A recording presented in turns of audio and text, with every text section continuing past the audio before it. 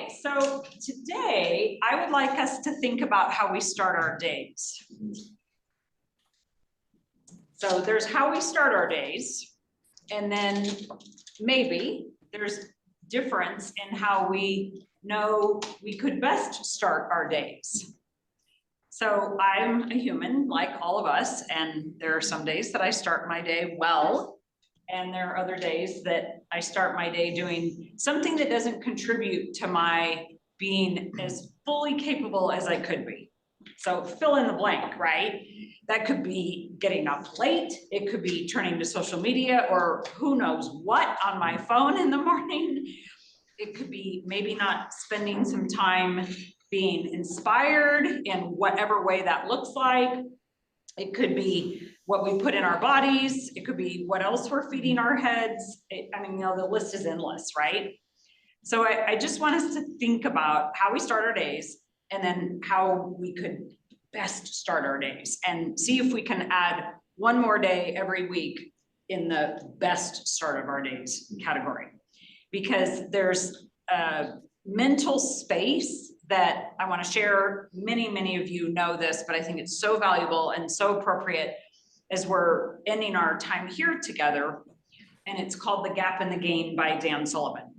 So let me see who does know about The Gap in the Game by Dan Sullivan. Awesome. So I don't have to explain this thought. No, you've heard of this, certainly. The Gap in the Game by Dan Sullivan? Probably, it just doesn't. Yeah, the title didn't ring a bell, yeah. So I'll just remind us all about it. There is a book by Dan and Ben Hardy that I recommend called The Gap in the Game. And it's a mental construct that he shares, which is there's an ideal in all areas of our life. There's an ideal of how we want to look physically. There's an ideal of how we want to start our days. There's an ideal of how we want to work with the truth concepts calculators. And it's out there. And you can think about it like the horizon, right? The horizon is out there, and it doesn't really matter how fast we walk, the horizon is already out there, and it's always out there. The ideal is also always out there. And I remember when I first heard this, I resisted it big time. What do you mean I can't get to the ideal? I absolutely can get to the ideal. That's what I strive for in every area of my life. I can get to the ideal. But what happens when we get to the ideal? Another ideal. It shifts. Yep. And it shifts again, and it shifts again, and it shifts again. And so if we are conscious of the ideal, that's fabulous. It's hugely inspirational to us. Ideal is inspirational. Yet we don't want to be measuring by the ideal. So it looks like this. If the ideal is out there and it's truth concepts, I was just talking with Mark about this morning. Right? Are we having this conversation because we just talked about it? We're not having this conversation because of it, but you reminded me of it. I was thinking about it already this morning. This is so helpful on the third day. And we have this ideal about how we want to be with the calculators, right? And we're constantly measuring ourselves between where we are today and where we want to be with the calculators. How do we feel when we are measuring ourselves between where we are and where we want to be? How do we feel? Not good. Not good, right?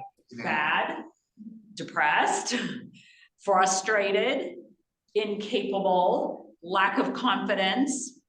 When we're feeling that way, how good are we in front of our next person? The kid that we need to feed breakfast to, the spouse that we want to interact with, the prospect or client that we want to help. How good are we with them when we feel bad, negative, whatever all those words are?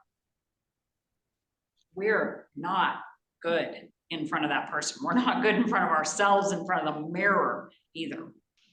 So if instead we will measure ourselves from where we came. Now I'm a very future-based person. It's very difficult for me to look in the past. I mean, this is a Dan Sullivan quote as well. My definition of research is making it up. I do not like to look in the past at all. I'm not interested in it. But I have learned that when it comes to measuring, I've got to just for a second turn, just for a moment, turn and look at the progress that I've made. How are we when we're thinking about the progress that we've made? How are we feeling? Oh, great. Yeah, powerful, good, happy, capable, confident, willing, open-minded, gracious.